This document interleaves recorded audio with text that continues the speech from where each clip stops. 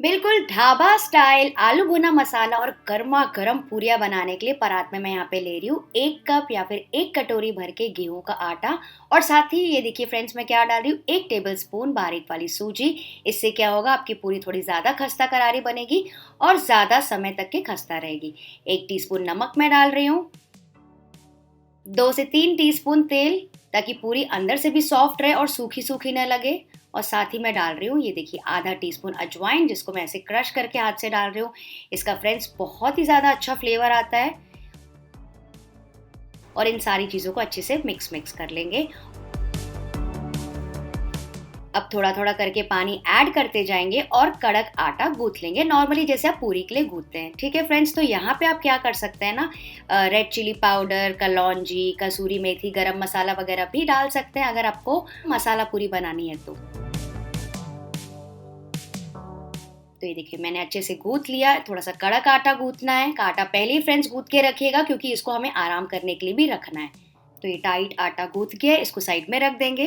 तो जब तक आटा रेस्ट कर रहा है, चलिए बनाना स्टार्ट करते हैं आलू भुना मसाला। तो यहाँ पे मैंने लिए है फेंटी हुई दही, पहले से कटोरी में मैंने रखी है, ये करीबन आधा कप होगी। इसमें मैं डाल रही हूँ 2 टीस्पून भर के कश्मीरी लाल मिर्ची पाउडर। आप आधा तीखा आधा कश्मीरी डाल सकते हैं। 1/4 टीस्पून हल्दी पाउडर डालेंगे, 1 टीस्पून डालेंगे धनिया का पाउडर, 1 टीस्पून जीरा पाउडर, बिल्कुल थोड़ी सी काली मिर्ची पाउडर, इसका भी बहुत बढ़िया फ्लेवर आता है।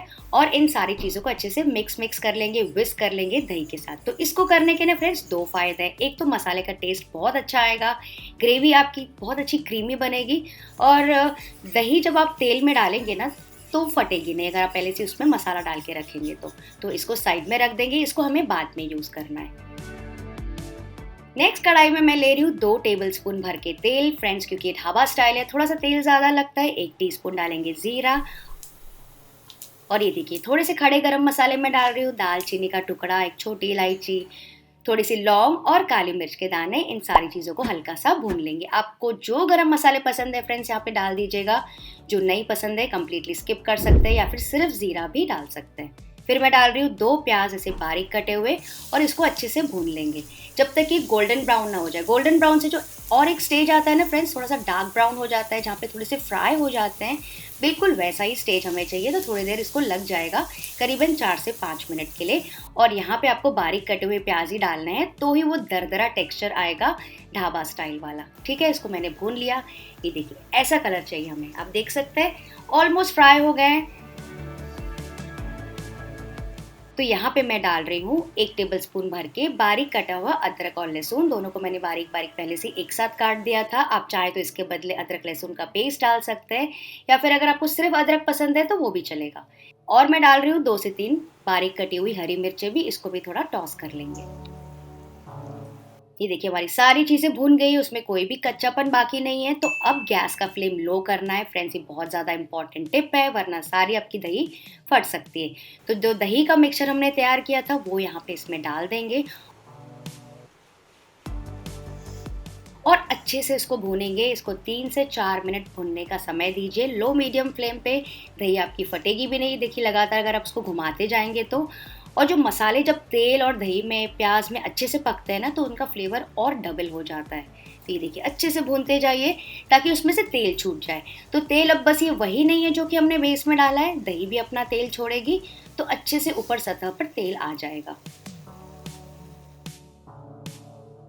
देखिए, जब थोड़ा सा रिड्यूस हो जाएगा, कम हो जाएगा, मसाले भुन गए, दही थोड़ी सी कम हो गई, ऊपर सतह पर आप तेल देख सकते हैं, ऐसे दाना दाना तेल दिखना चाहिए, मतलब आपने परफेक्टली भून लिया इसको, क्योंकि भुना मसाला हम बनाने जा रहे हैं। फिर मैं डाल रही हूँ 2 टमाटर का प्यूरे, कच्चे टमाटर का ही प्यूरे मैंने यूज़ किया है। और यहाँ पे मैं डाल दूंगी थोड़ा सा नमक, ताकि टमाटर जल्दी से पक जाए। और इसको फिर से भूनेंगे 2 से 3 मिनट के लिए, ताकि कच्चापन जो है ना टमाटर का, वो निकल जाए।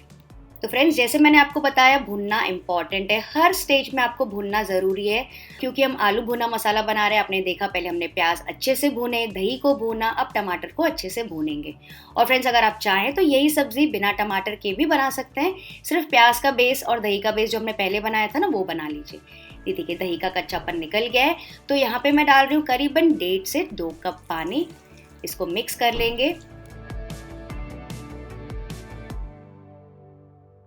थोड़ा सा जब उबली आ जाएगी तो इसको कवर करके हम लो मीडियम फ्लेम पे पकने देंगे, अच्छे से रस को कड़ने देंगे, कच्चापन निकल जाए, करीबन 10 से 12 मिनट के लिए।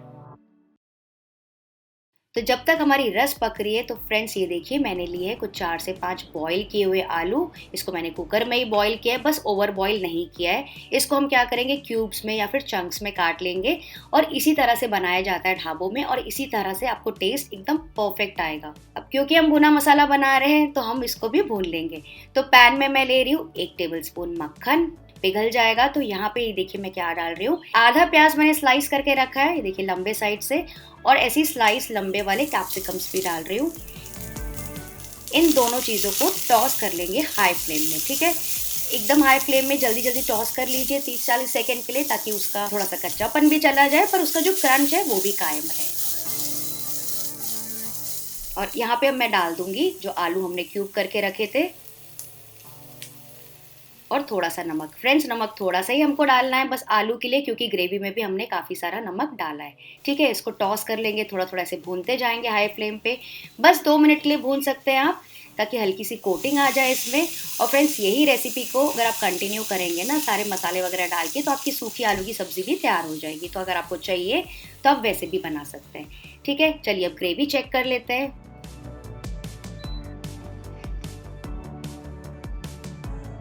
वाह, देखिए कितने अच्छे से भून गई है ग्रेवी, और जो तेल है वो सतह पर आ गया, जो कि भुनने की परफेक्ट निशानी है। तो यहाँ पे हम डाल देंगे जो आलू हमने भून के रखे थे वो, और इसको थोड़ा थोड़ा मिक्स करते जाएंगे।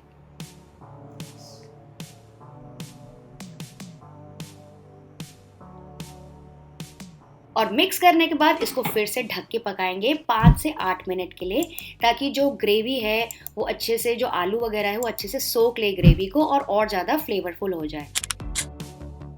तो फ्रेंड्स ये देखिए ग्रेवी की कंसिस्टेंसी, मैं बिल्कुल ऐसी ग्रेवी रख रही हूँ, मुझे बहुत ज़्यादा पसंद है पूरी के साथ। अगर आपको चाहिए तो इसको और ज़्यादा सुखा सकते हैं या फिर और ज़्यादा गीली भी रख सकते हैं। फाइनल टचेस बहुत इंपॉर्टेंट है, डाल रही हूँ आधा टीस्पून गरम मसाला, थोड़ी सी स्लिट की हुई हरी मिर्च, कसूरी मेथी डाल रही हूँ, और फ्रेश धनिया, और इन सारी चीज़ों को फिर से मिक्स कर लेंगे बस 1 और मिनट के लिए।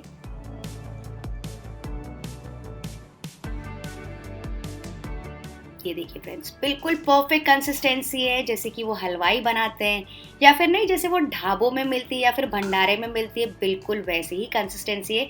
ट्रस्ट मी फ्रेंड्स, बहुत आसान रेसिपी है, कम से कम इंग्रेडिएंट्स लगे, आप इसे ट्राई ज़रूर करके देखिएगा। तो सब्जी तो तैयार हो गई है, चलिए फटाफट से पूरियाँ बना लेते हैं। तो आटे को फिर से थोड़ा सा ऐसे गूंथ लेंगे, चिकना कर लेंगे, और छोटी छोटी लोइयाँ इसकी तोड़ लेंगे, जैसी बड़ी या छोटी पूरी आपको बनानी है।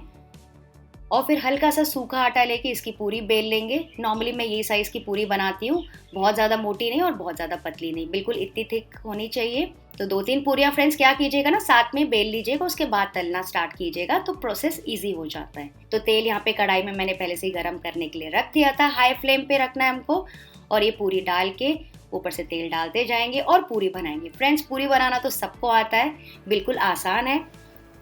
ये देखिए कितनी बढ़िया फूली फूली गर्मा गर्म पूरियाँ बनी है फ्रेंड्स, और जब आप इसे खाएंगे ना, आप मुझे पक्का से याद करेंगे, आप खुद इस वीडियो को लाइक करके जाएंगे। तो इसी तरह से सारी पूरियाँ रेडी कर दीजिए।